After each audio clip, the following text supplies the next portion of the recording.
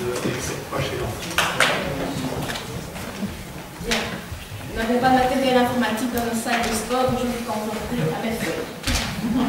Voilà, donc comme monsieur l'a présenté, je suis professeure d'éducation physique auprès d'un public de jeunes filles de 12 à 19 ans. J'enseigne au lycée Maternelle à de Saint-Pierre. Ceux qui connaissent un petit peu Bruxelles connaissent la réalité socio-économique de cette partie de la capitale. Donc je suis dans un milieu dit favorisé à ce niveau-là. On a vu que ça avait son importance. Il faut savoir que le cours d'éducation physique à l'école, en primaire, les enfants ont 2 heures d'éducation physique par semaine. En humanité, donc de 12 à 14 ans, c'est la classe à 3 heures. Après 14 ans, ils ont 2 heures. Donc on voit que c'est variable au cours de leur cursus. Un petit calcul vite fait, lorsqu'on enlève les sorties extrascolaires, lorsqu'on enlève les périodes d'examen, les dérivés, enfin toutes les petites choses qui font le quotidien d'une école, il leur reste à peu près 45 à 50 heures d'éducation physique sur une année scolaire. Ajoutez à cela que le groupe en général compte entre 22 dans les élèves, dans le meilleur des cas, ça peut aller jusqu'à 30. On voit tout de suite la place de l'éducation physique face à un public scolaire.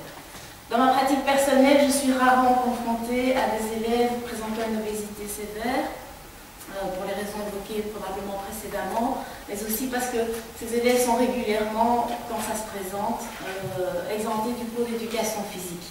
Je pense effectivement que les contraintes physiques, on a parlé des problèmes de dos, on a parlé des problèmes articulaires, des problèmes respiratoires et autres, font que souvent ces élèves sont exemptés du cours obligatoire. Par contre, les cas de surcharge pondérale, je dirais moins prononcés, ne sont pas rares. On estime dans les classes de 25 élèves qu'ils sont de 3 à 4 élèves par classe. Ces élèves-là, généralement, ont parfois un vécu un petit peu compliqué avec le cours d'éducation physique parce qu'on l'a dit précédemment, il y a le regard de l'autre très important à cet âge-là. Donc venir se mettre dans une tenue sportive, nous ne parlons même pas du maillot de bain, à cet âge-là c'est très très difficile et donc parfois ces élèves malheureusement ont recours au certificat médical pour ne pas participer à notre activité. Cependant, lorsqu'elles passent au-delà de ces difficultés et qu'elles mettent l'énergie et la conviction qu'elles peuvent effectivement arriver à quelque chose dans l'activité physique, ce sont souvent des élèves qui sont très méritantes et qui sont très fiers de leurs résultats. Vous constaterez que je parle régulièrement en féminin, mais je m'adresse moi personnellement à un public féminin. Le cours d'éducation physique dans le cadre scolaire, c'est donner aux jeunes l'occasion de découvrir, d'apprendre, de progresser et aussi de prendre du plaisir dans l'activité sportive, et ce, quelles que soient ses forces et ses difficultés. Le sport à l'école, je pense, contribue au bien-être de nos jeunes, mais aussi au maintien d'une bonne santé. En tenant compte de ces divers éléments, il me semble que le rôle du professeur d'éducation physique est restreint dans cette problématique, mais il n'en est pas moins important. Il est restreint parce que, en fin de compte, vous l'avez vu, nous passons peu de temps avec chacune de nos classes et le groupe est important. Et puis je pense que le rôle de l'éducation physique à l'école est loin d'être thérapeutique, il a ses limites. Il est cependant important parce que nous tentons de donner le goût du sport, nous transmettons des notions d'hygiène de vie et nous sommes parfois des personnes relais. Je le disais, découvrir, apprendre et progresser à partir du potentiel de chacun de nos élèves. Une élève en surcharge pondérale a évidemment souvent des difficultés face aux tâches demandées. Le but n'est pas d'en faire des champions olympiques, mais bien d'engranger des progrès, comme je l'ai dit précédemment. Ça demande, je l'ai dit aussi, prendre du plaisir dans la pratique sportive. Je pense que l'élève qui s'amuse bien dans un cours d'éducation physique, et c'est important, cette notion d'amusement. Une élève qui s'amuse, qui se voit progresser, elle sera impatiente de revenir la semaine prochaine dans la salle de sport et qui sait peut-être prendre à goût et s'inscrira dans une activité extrascolaire qui complétera ce manquement d'heures d'éducation physique lié à l'horaire scolaire. Donc il s'agit d'un rôle important du professeur d'éducation physique face à la problématique qui nous occupe aujourd'hui, c'est donner le goût de la pratique sportive, quelles que soient les compétences du jeune.